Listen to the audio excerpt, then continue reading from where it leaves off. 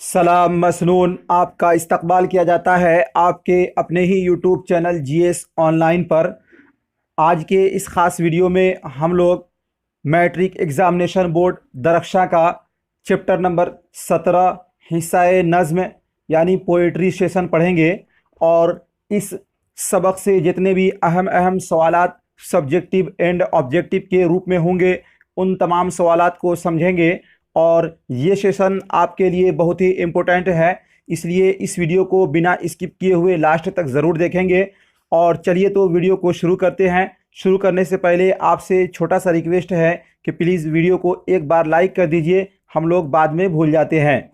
तो हम लोगों ने लगभग दरक्षा मैट्रिक एग्ज़ामिनेशन बोर्ड का लगभग 60% बुक को कवर कर लिया है। सबसे पहले हमने हिस्सा नज़्म पढ़ा, उसके बाद नात पढ़ा, और उसके बाद अफसाना, फिर नस्र, और फिर उर्दू ड्रामा, और फिर हमने उर्दू नावल भी पढ़ी।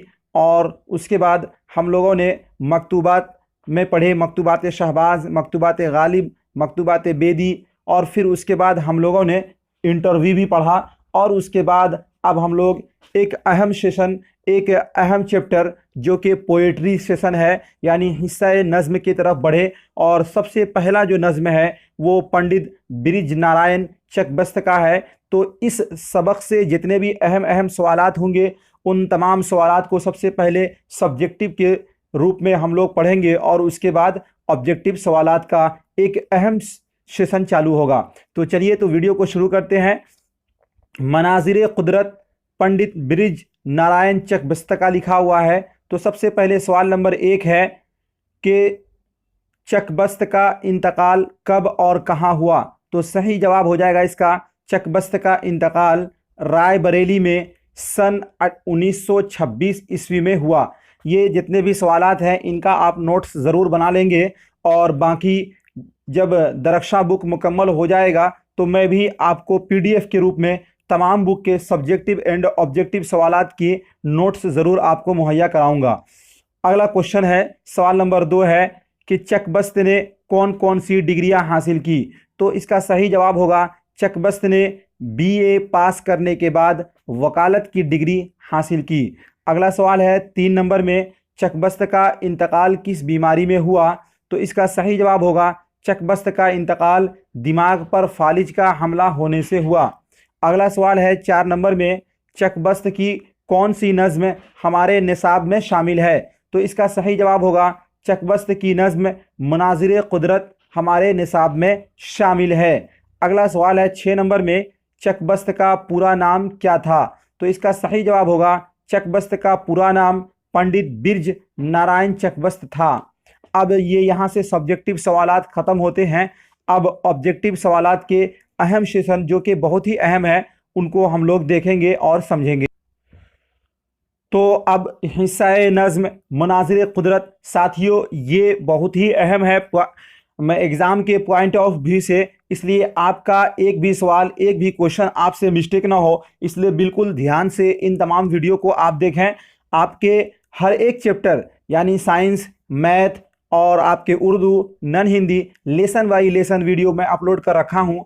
आप उसको जीएस ऑनलाइन चैनल के प्ले लिस्ट पर जाकर उन तमाम वीडियोस को देखकर इस्तिफादा हासिल कर सकते हैं। और आपके लिए रोज़ाना 9 बजे रात में लाइव टेस्ट भी होता है, उन लाइव टेस्ट में ज़रूर आप जुड़ें, आपका बहुत फ़ायदा होगा। रोज़ाना हर एक अलग अलग सब्जेक्ट का लाइव टेस्ट होता है।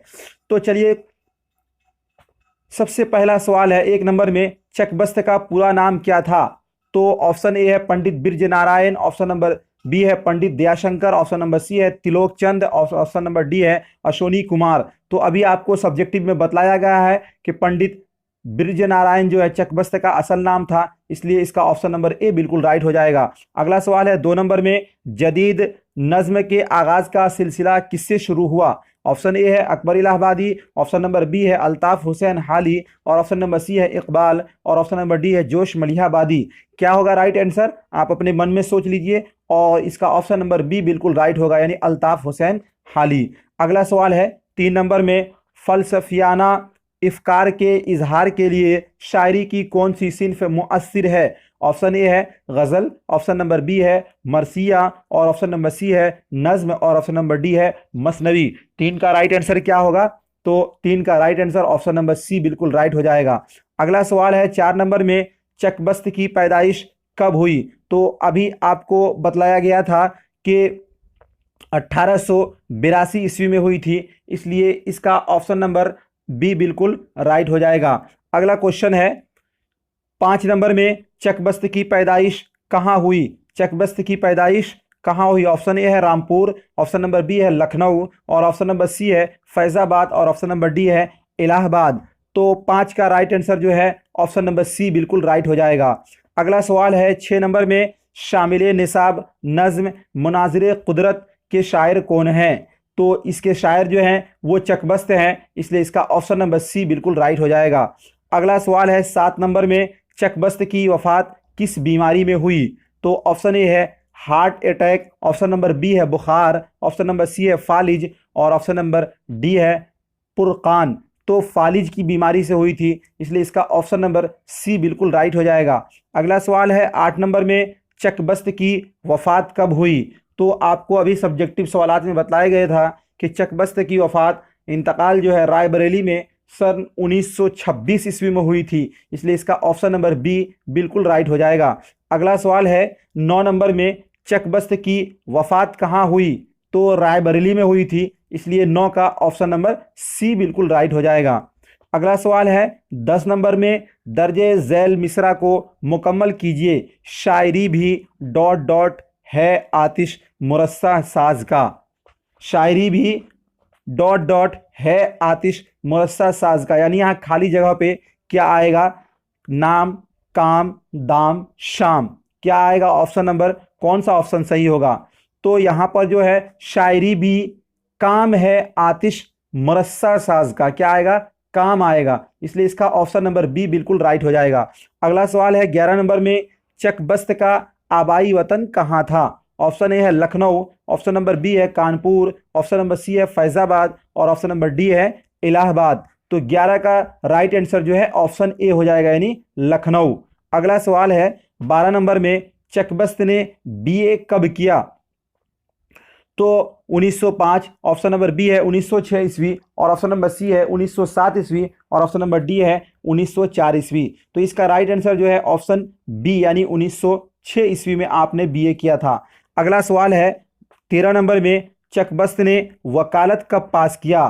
तो ऑप्शन ए है 1908 ईस्वी, ऑप्शन नंबर बी है 1909 ईस्वी और ऑप्शन नंबर सी है 1910 ईस्वी और ऑप्शन नंबर डी है 1907 ईस्वी। तो इसका राइट आंसर जो है ऑप्शन नंबर ए बिल्कुल राइट हो जाएगा, यानी 1908 ईस्वी। साथियों, ये थे आपके सबक नंबर 17 मुनाज़िर कुदरत से अहम सब्जेक्टिव और ऑब्जेक्टिव सवालात। उम्मीद करता हूँ ये वीडियो आपको अच्छा लगा होगा। यदि अच्छा लगा तो आप लाइक करें, वीडियो को शेयर कीजिए और अभी तक आपने हमारे चैनल को सब्सक्राइब नहीं किया है तो चैनल को सब्सक्राइब कर बगल में घंटी वाले आइकन को प्रेस कर नोटिफिकेशन को ऑन कर दें और रोज़ाना 9 बजे रात में लाइव टेस्ट देना न भूलें। बहुत बहुत धन्यवाद, शुक्रिया।